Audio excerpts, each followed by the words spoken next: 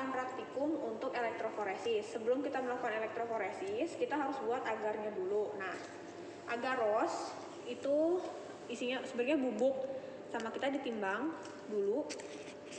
Biasanya kita menggunakan konsentrasi 1%.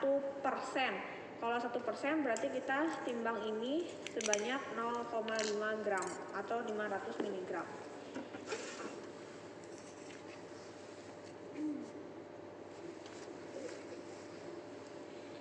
Ini kita tar dulu.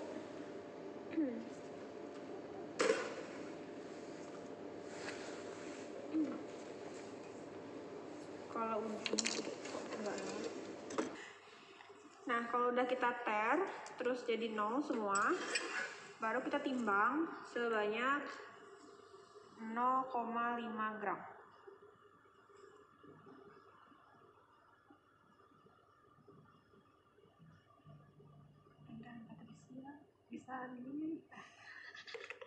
Nah, 0,5 gram nggak harus presisi banget sampai 000. Kalau udah seperti ini,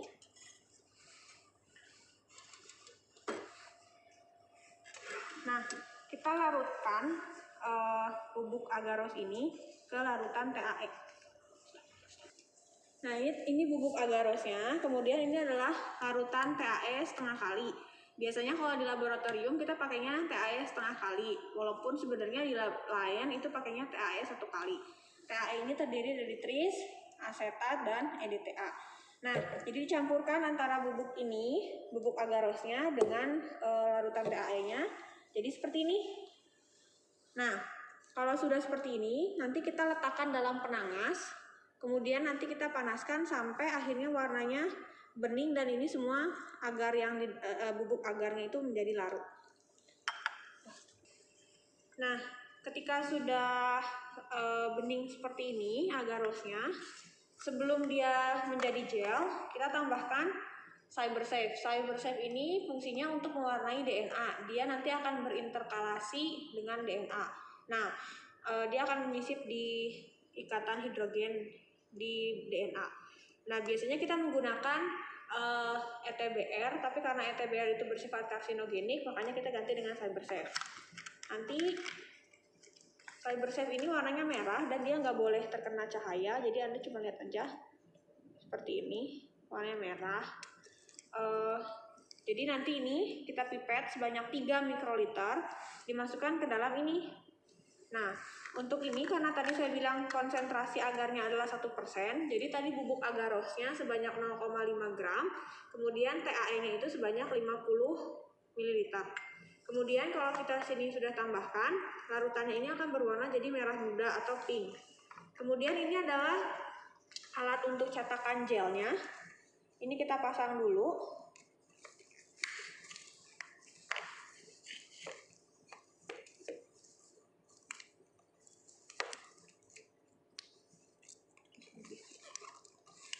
Nah, kalau sudah seperti ini, nanti larutannya kita tinggal tuang seluruhnya ke dalam cetakan sebelum dia mengeras.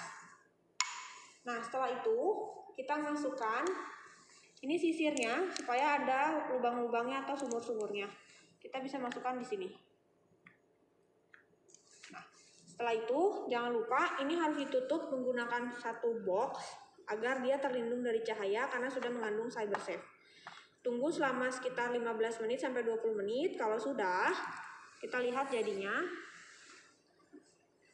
Ini adalah gel agaros. Nih, udah jadi gel.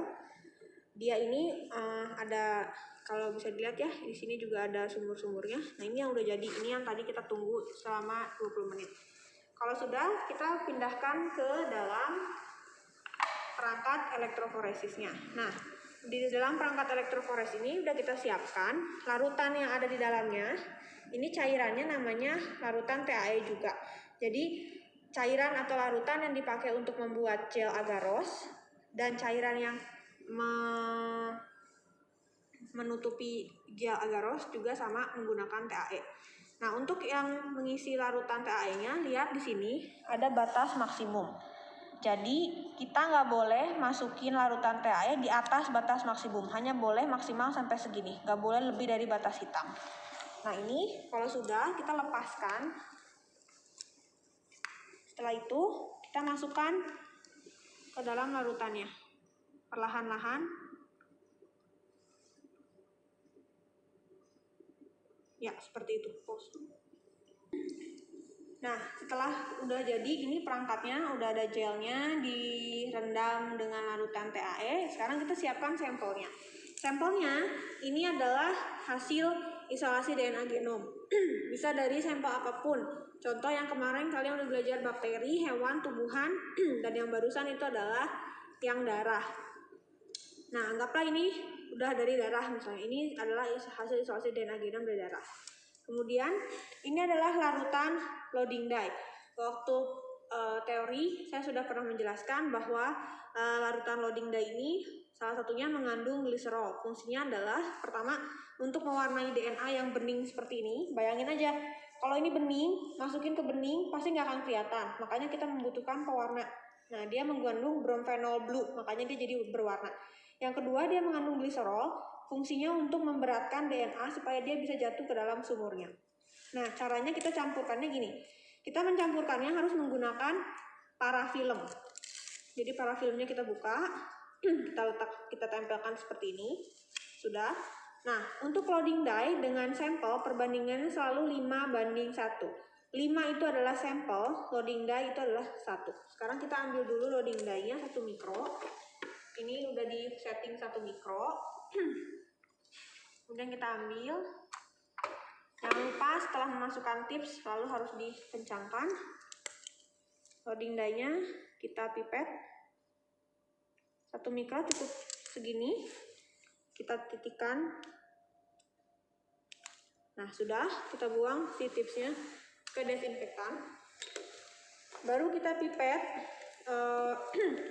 sampelnya sebanyak 5 mikro. Ingat ya, 5 mikro itu sampel, sedangkan loading dye itu hanya 1 mikro.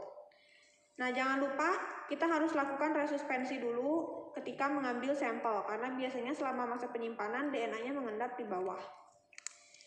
Kalau sudah di resuspensi, kita resuspensikan seperti ini. Sudah, kita sedot semuanya.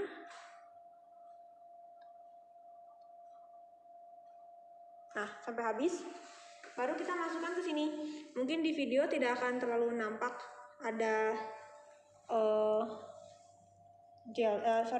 ada sumurnya, tapi dari sini cara langsung pasti kita bisa lihat ada sumurnya. Baru kita masukin.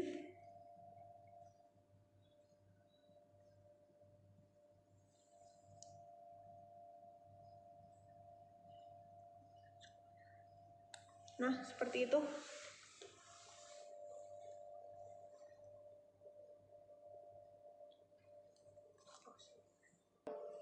Nah, setelah kita masukkan sampelnya, kalau tadi kan misalnya ada 10 sumur, 10 sampel bisa kita masukin. Kalau udah, kita tutup perangkatnya seperti ini.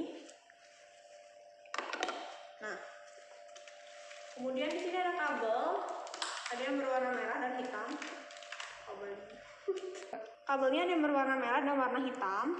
Untuk tahu mana merah itu kutub positif apa negatif, bisa kita lihat di sini. Yang warna hitam ini tuh negatif, kutub negatif. Yang warna merah itu kutub positif. Nah, DNA itu kan bermuatan negatif, maka nanti DNA-nya akan bergerak ke muatan positif. Berarti yang di atas harus yang bermuatan negatif, yang warna hitam. Terus kita tinggal masukin. Nah, ini kita masukkan, kita putar sampai kencang. Tutup. Ini juga yang merahnya. Nah, terus tinggal masukin yang hitam, kutub negatif ke negatif, yang hitam, merah ke merah, kutub positif.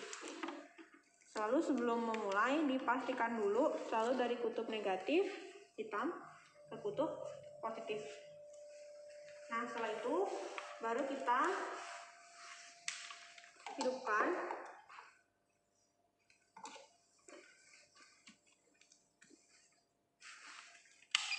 Nah, di sini ada pilihan volt volt itu untuk voltase, kita pilih voltasenya berapa. Misalnya ini 70 volt, kalau kurang ya nambahin, ini kurangin.